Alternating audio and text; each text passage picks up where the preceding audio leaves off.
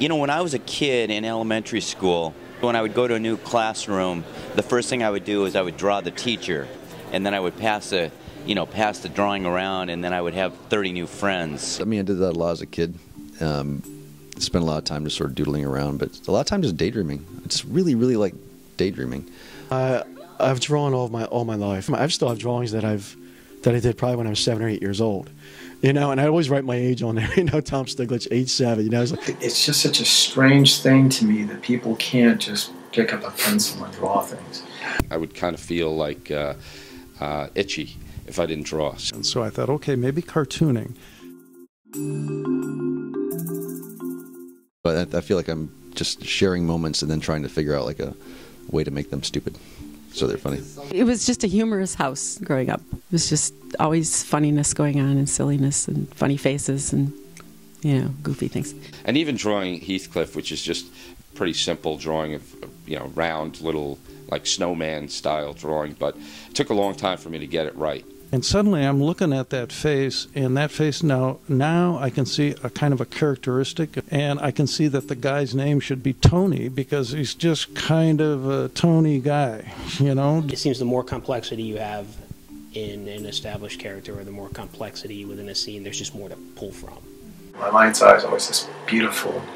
They're actually more animated shorts than political cartoons. like sometimes you have in your head what you want it to look like, and it doesn't always come out that way because you're still looking down at this blank piece of paper screaming at you, okay, you know, we need to, you know, I could stare at a sheet for 2 or 3 hours before you actually start to put your pencil to a paper, you know. And so it's really this insane thought process of dividing yourself and then sort of talking to yourself. I mean, I like literally talk to myself all day anyway because I'm alone all day. In fact, I didn't even know you were here. I was just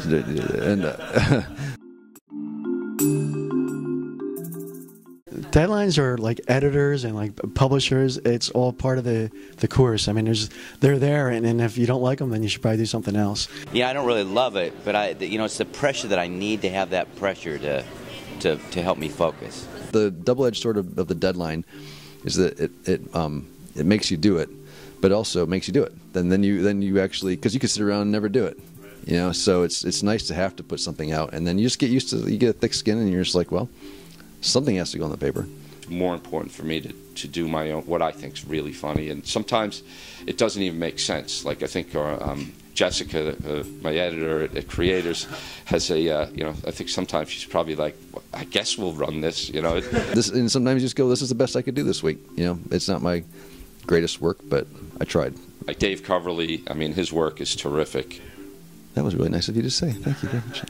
I think most of us are, you know, we are always kind of second guessing stuff we do, and it's just that part of human nature that interests me. The rejections, in our case, gave us more drive. What do you mean? This is really good stuff. Let's try it again because I think they got it wrong. My problem is I'm incapable as an illustrator to do the things that are in my mind's eye. You can't hit a home run every time.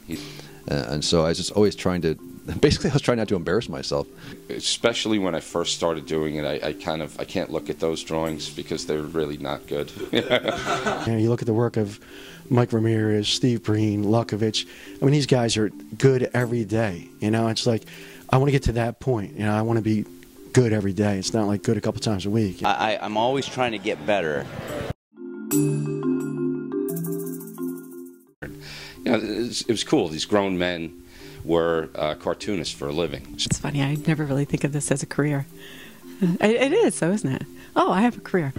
But it's a great job, and I really love the community of cartoonists, and I think it's you know, an honor to be one of them. So I take the job kind of seriously.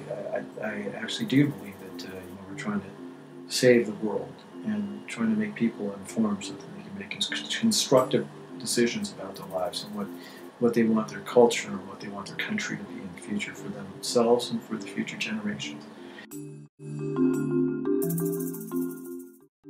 You know, they're cutting out comics pages or they're shrinking down the size of the cartoon. Put yourself into it and don't worry so much about what's happening with newspapers and what's happening with everyone else. You know, just do it and love it.